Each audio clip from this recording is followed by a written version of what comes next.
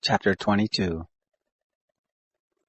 The children of Israel traveled, and encamped in the plains of Moab beyond the Jordan at Jericho. Balak the son of Zippor saw all that Israel had done to the Amorites.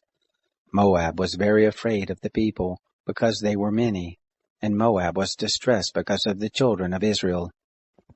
Moab said to the elders of Midian, "Now will this multitude lick up all that is around us, as the ox licks up the grass of the field." Balak the son of Zippor was king of Moab at that time.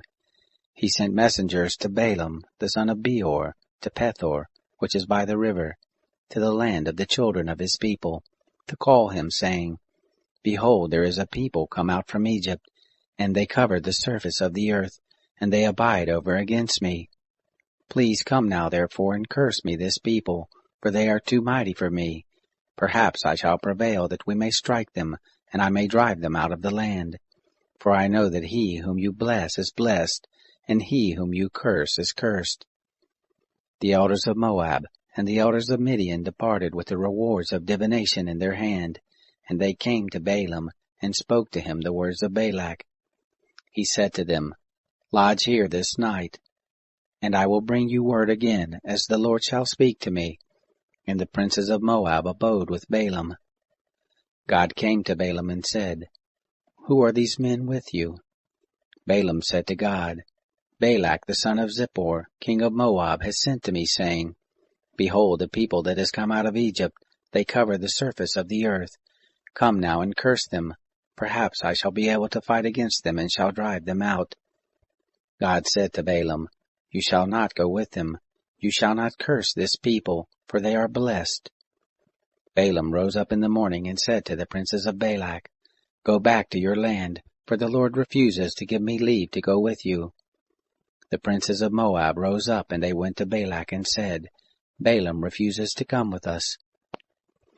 Balak sent more princes, more honorable than the first. They came to Balaam and said to him, "Thus says Balak the son of Zippor, Please let nothing hinder you from coming to me, for I will promote you to a very great honor, and whatever you say to me I will do. Please come therefore and curse this people for me." Balaam answered the servants of Balak, "If Balak would give me his house full of silver and gold, I can't go beyond the word of the Lord my God to do less or more. Now therefore please wait also here this night, that I may know what the Lord will speak to me." God came to Balaam at night and said to him, "If the men are come to call you, rise up, go with them, but only the word which I speak to you, that shall you do." Balaam rose up in the morning, and saddled his donkey, and went with the princes of Moab. God's anger was kindled because he went, and the angel of the Lord placed himself in the way for an adversary against him. Now he was riding on his donkey, and his 2 servants were with him. The donkey saw the angel of the Lord standing in the way, with his sword drawn in his hand, and the donkey turned aside out of the way and went into the field, and Balaam struck the donkey to turn her into the way. Then the angel of the Lord stood in a narrow path between the vineyards, a wall being on this side, and a wall on that side. The donkey saw the angel of the Lord, and she thrust herself to the wall, and crushed Balaam's foot against the wall, and he struck her again. The angel of the Lord went further, and stood in a narrow place, where there was no way to turn either to the right hand or to the left.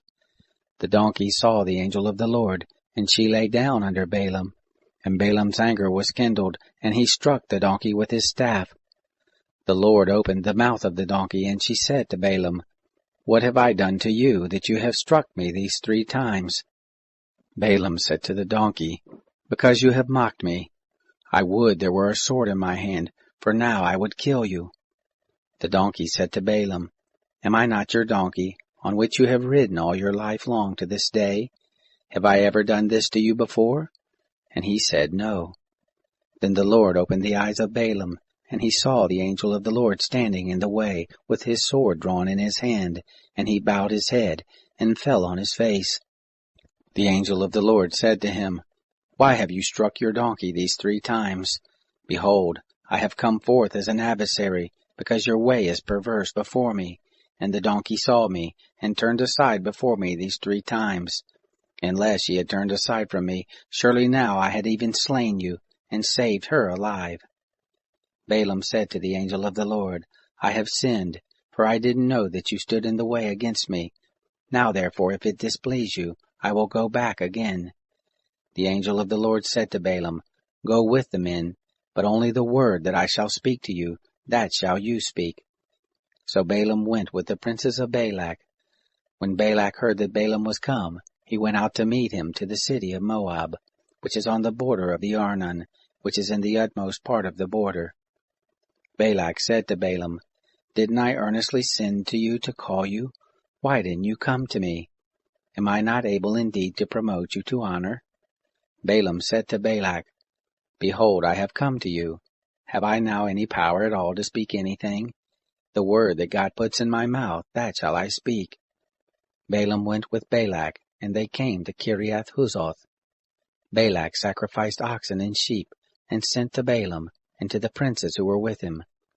It happened in the morning that Balak took Balaam, and brought him up to the high places of Baal, and he saw from there the utmost part of the people.